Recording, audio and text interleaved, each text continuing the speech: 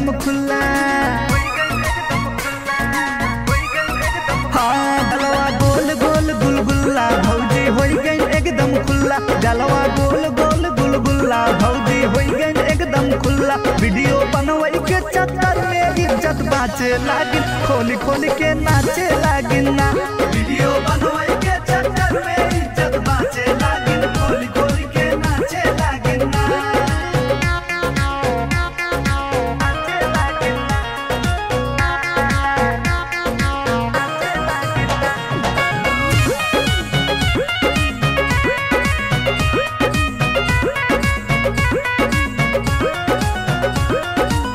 कौनों के ढोढ़ी इनार जैसे खाई, मन करे बिना पैरासूट कूदी जाई।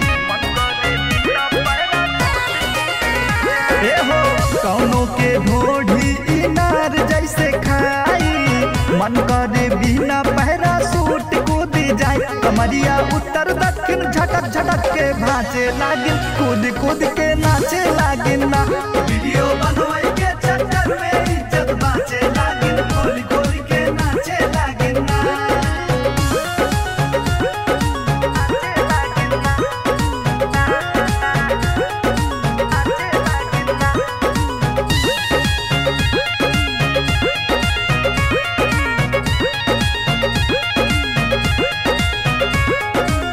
लाज शरम सब पी गईन घोरी, बोला मनीष पंकज कृष्णा बयारी।